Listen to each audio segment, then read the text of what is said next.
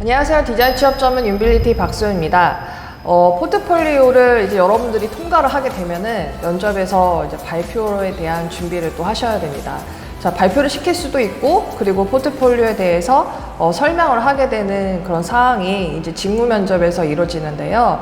실무직 면접에서 포트폴리오 발표를 어떻게 해야 하나 이에 대해서 한번 짚어보도록 하겠습니다.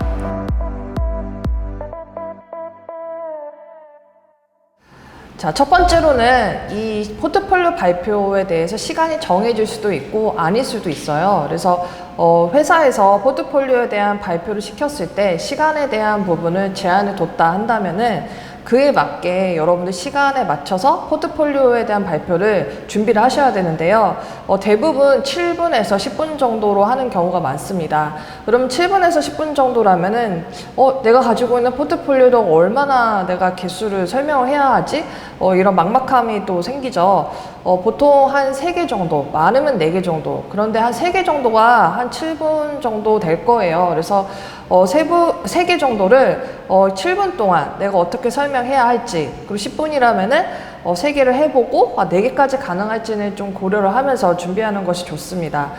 그런데 시간이 정해지지 않고 그냥 포트폴리오에 대해서 이제 발표를 준비를 해야 할 경우에는 어떻게 해야 하냐? 이것도 마찬가지예요. 너무 이 포트폴리오에 대한 부분을 다 설명을 하기에는 시간이 굉장히 길고 루즈해지는 경향이 있거든요. 그래서 포트폴리오에서 내가 어떤 부분을 목적을 가지고 설명할 것인지에 대한 그 주요 프로젝트를 정하셔서 발표에 대한 준비를 하시는 것이 좋습니다.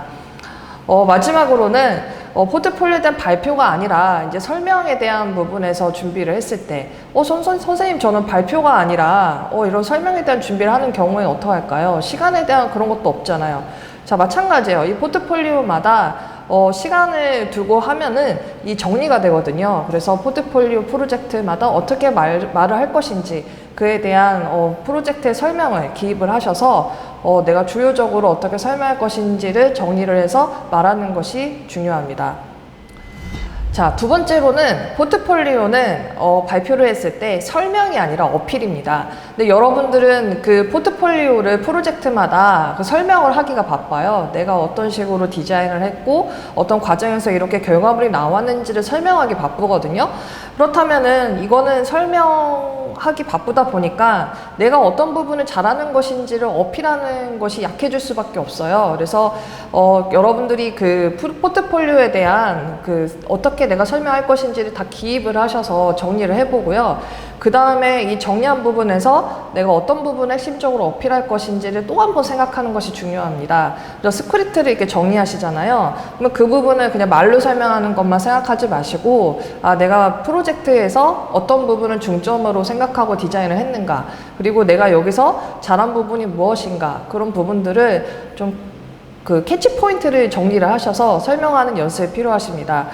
왜냐면 이 포트폴리오는 그냥 설명하기보다는 나 뭐 잘해요 라고 어필을 하는 거거든요. 그래서 내가 어떤 어필을 해야 하는 것인지 그 부분을 집중적으로 그 말할 것을 고려하는 것이 중요합니다.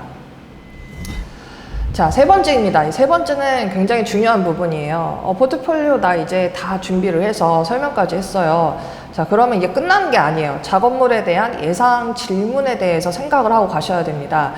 나는 이 프로젝트에서 어떤 부분 잘한다, 이렇게 생각했다, 이런 부분을 말을 했는데 예상대로 이 질문이 나오면 좋겠지만 예상을 벗어나서 또 질문을 할 수 있거든요. 자, 이거를 어떻게 준비를 해야 하냐? 자, UX, UI 같은 경우에는 버튼은 왜 이렇게 하셨죠? 플로팅 버튼은 왜 이렇게 하신 거죠? 그렇게 하나하나 질문할 수도 있고요.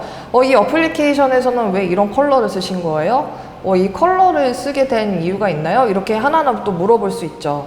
그리고 BX나 이런 패키지 친구들 같은 경우에는 로고 디자인했을 때 이 로고에 대해서 어떻게 생각을 하고 디자인까지 하게 된 건가요? 그리고 주로 쓰는 타이포 서체는 뭔가요? 그리고 디자인했을 때 어떤 프로세스로 생각을 해서 디자인을 하나요? 이런 것들을 물어볼 수 있거든요. 그래서 포트폴리오 단순히 내가 설명하고 어필하는 것만 생각하지 마시고 거기에서 내가 나올 수 있는, 예측할 수 있는 그런 질문에서 답을 어떻게 할 것인지를 생각을 해보는 것이 좋습니다.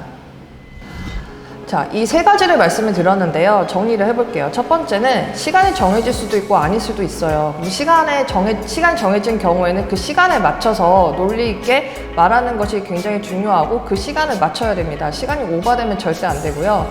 그리고 시간이 정해져 있지 않더라도 여러분이 그 시간에 맞춰서 정해놓고 내가 어떤 주요 프로젝트 할 것인지를 생각을 해야 합니다. 자, 두 번째로는 포트폴리오는 설명이 아니라 어필입니다. 내가 무엇을 잘하는지를 어필하는 것이 중요합니다. 그리고 마지막으로 세 번째는 이 프로젝트에서 예상되는 질문이 무엇인지를 왜라는 것을 던지면서 그 리스트업을 해보고 내가 말하는 연습을 철저히 준비를 하셔야 됩니다. 자, 이에 대한 세 가지를 준비를 하는 것이 굉장히 중요한데요. 무엇보다 더 중요한 것은 이 포트폴리오에 대한 확신입니다.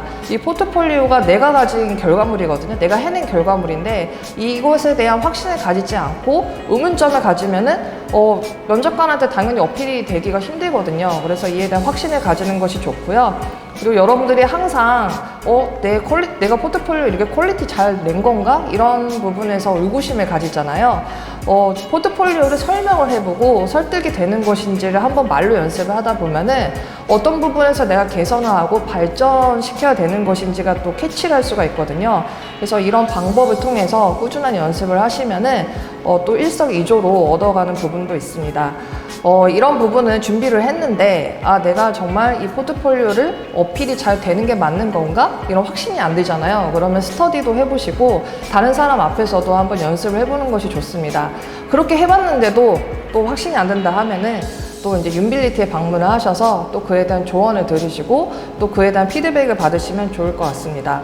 자, 이상으로 마치도록 하겠고요. 또 좋아요 그리고 구독을 또 해주시면은 여러분들이 꾸준히 이에 대한 팁을 얻을 수 있으니까 또 계속적인 유튜브를 시청해 주시면 좋을 것 같습니다. 이상으로 마치도록 하겠습니다.